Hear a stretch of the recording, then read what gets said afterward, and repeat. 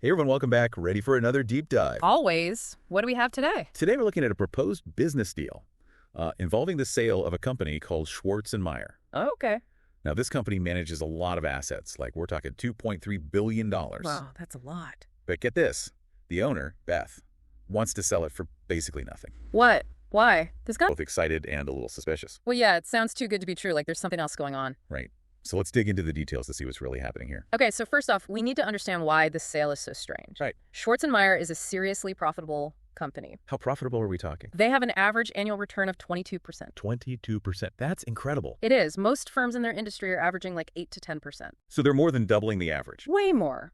Wow. And that translates to a yearly profit of about $480 million.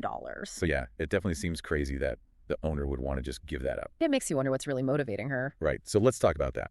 What's Beth's plan with this real estate? Okay, so she wants to keep all 28,000 acres of land that the company owns. 28,000 acres. That's a lot of land. It is, and it's right in the middle of a development project that another company, Emmy, has been working on. Emmy. Yeah, they're a big corporation, and they've been trying to expand their airport, and guess what? They need that land. Exactly. Okay, so now this is starting to sound a bit like a revenge plot or something. It kind of does, doesn't it? Yeah. Is Beth trying to sabotage Emmy by holding onto the land? Well, she's definitely anticipating that Emmy's not going to be happy about this. What makes you say that? Beth's actually predicting that Emmy will try to sue her. Sue her? For what? They'll probably claim that she violated some agreements from when she used to work at Emmy. Oh, so there's some bad blood there. Sounds like it.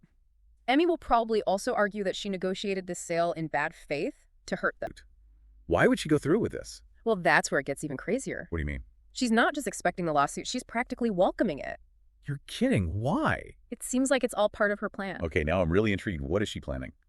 Her counter strategy is to put the land into what's called a conservation easement. I'm not really familiar with that. What is it? Basically, it's a legal way to permanently protect land from any kind of development. So she's trying to make it impossible for Emmy to build their airport expansion. Exactly. Wow, that's a bold move. But wouldn't that be incredibly damaging to Emmy? Absolutely. We're talking about $1 billion loss right off the bat and probably 20 times that in lost revenue over the next decade. And I imagine that wouldn't exactly help Emmy's CEO keep their job. Nope, probably not. This is intense.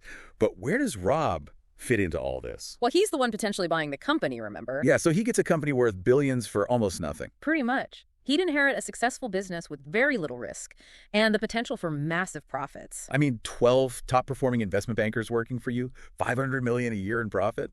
Who wouldn't want that? Right, and Rob would be looking at a personal income of about $40 million each year. All without spending a dime up front. It's pretty tempting, isn't it? It sounds almost too good to be true, like there has to be some major downside. Well, there's definitely... What we do in Rob's shoes. It does.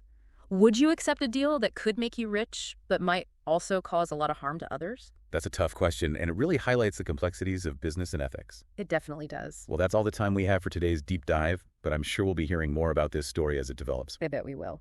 Thanks for joining us, and be sure to check back soon for another deep dive into the world of high-stakes business. See you next time. Bye. Bye.